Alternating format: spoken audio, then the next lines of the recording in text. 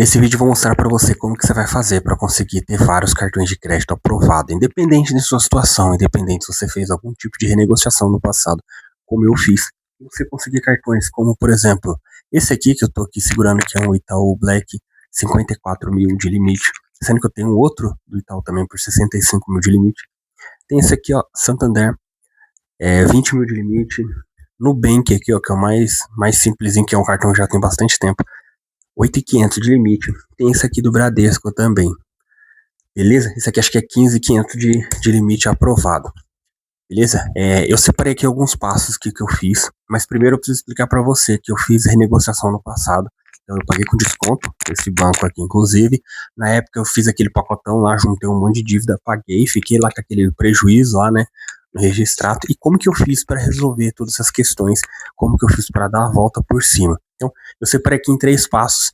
E eu preciso que você preste bastante atenção aqui para que funcione, beleza? Mas antes disso, se você já gosta desse tipo de conteúdo, já me segue lá no meu Instagram. Vou deixar aqui na descrição, beleza?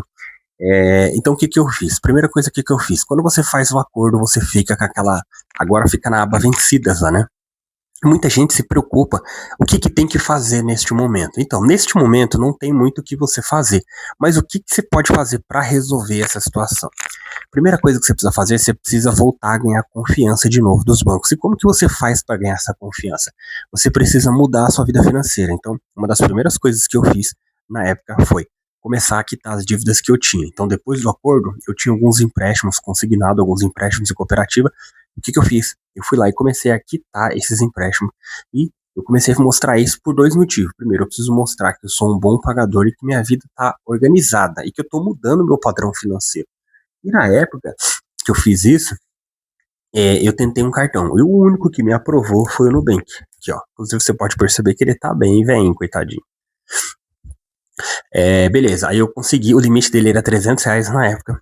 E aí o que eu fiz com esse cartão? Aí que tem uns pontos de atenção. Eu comecei a usar ele e usava ele para tudo. Como o limite dele era baixo, eu tinha a função de pagar e já liberava o limite imediatamente.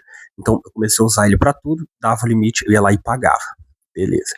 A outra coisa que eu comecei a fazer aqui foi começar a melhorar o meu score. Então tem várias coisas que você pode fazer, mas eu vou listar aqui os principais que você precisa fazer para melhorar o seu score.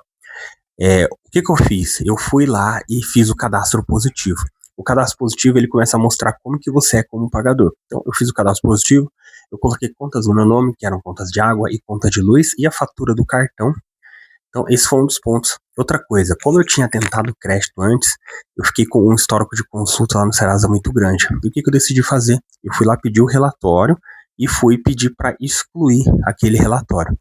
Para excluir o histórico de consulta, né? Que aparece todas as empresas que consultam o seu nome lá. Aí eu pedi para excluir isso aqui. Quando eu fiz isso aqui, naturalmente já começou a melhorar um pouco. E tem mais uma outra dica que eu fiz aqui agora. Tem empresas que consultam o seu nome sem você saber. Então, assim, tem muitas empresas que ficam consultando o seu nome sem a sua autorização. E existe uma forma de você bloquear isso, que é um site chamado Não Me Perturbe. Nesse site você consegue pedir o bloqueio dessas empresas para que essas empresas não consultem mais seu nome. Empresas bancárias, empresas de telefonia, beleza? Então é Não Me Perturbe. É um site do Procon, você faz o cadastro lá, e em 30 dias eles não podem mais puxar o seu nome. Beleza? Então, o que eu já tinha feito aqui, recapitulando, eu já tinha organizado a minha vida, eu já tinha melhorado o meu score, eu já tinha escolhido um cartão que tinha me aprovado, eu já tinha feito bloqueio de consultas de empresas que andavam bloqueando, consultando o meu nome, eu fiz esse bloqueio. E agora eu estava concentrando tudo no Nubank. Neste momento que eu comecei a movimentar o Nubank, naturalmente, quando você começa a movimentar, você começa a criar um relacionamento com esse banco. E aí o que acontece? Aí é interessante que você receba um salário pelo banco. Vai ficar mais fácil, ele vai entender melhor qual que é as suas movimentações, quanto que você recebe por mês, ele vai entender melhor o seu perfil. Foi questão de tempo para ele começar e aumentando meus limites. Ele foi aumentando, só que assim, não foi nada muito gigantesco. Eu lembro quando bateu R$1.000 e eu continuei usando e fazendo da mesma forma. E o Nubank ele tem uma característica, né? Ele, para aumentar o seu limite, ele quer ver se você realmente usa aquele limite. E aí, nesse período, eu fui passando por vários bancos. Eu passei por muitos bancos nesse período. Eu fui para a Melios, que a Melios na época me ofereceu um cartão de 2,5, aí eu fui.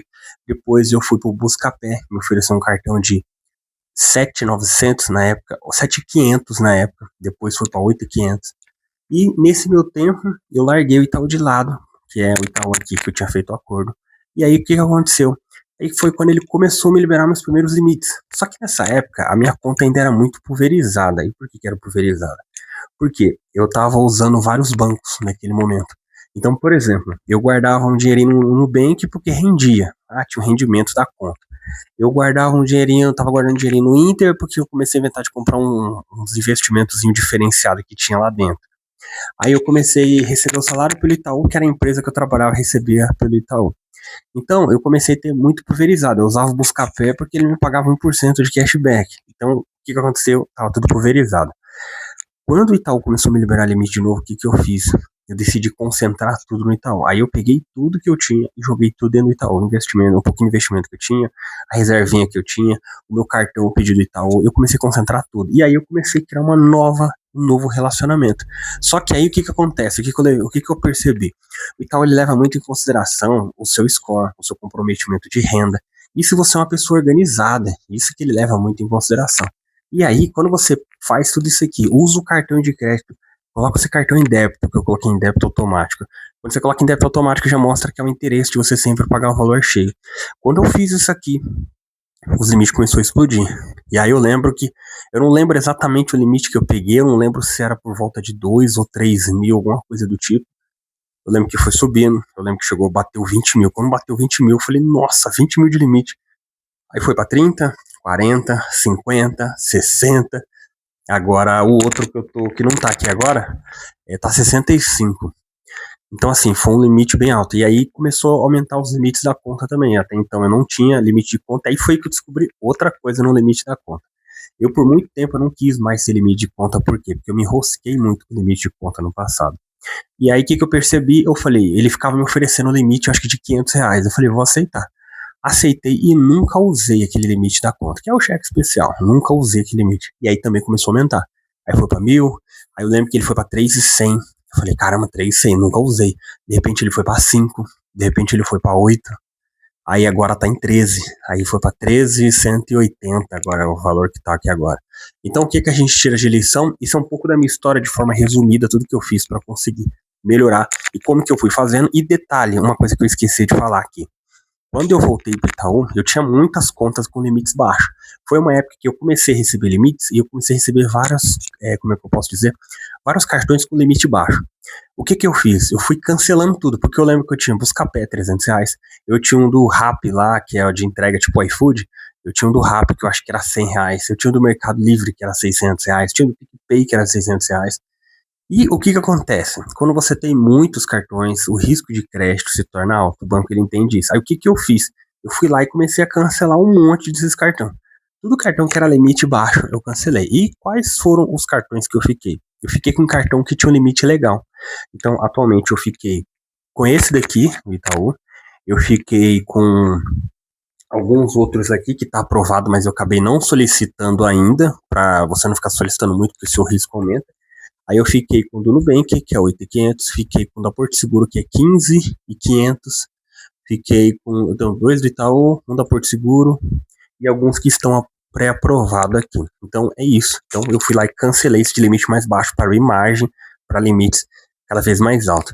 Se você já gostou desse vídeo aqui, totalmente sem edição, que eu fiz aqui da minha cabeça, aqui, contando um pouco da minha história, já se inscreva aqui nesse canal aqui. Eu vou começar a trazer mais vídeos aqui, beleza? Então é isso e até a próxima.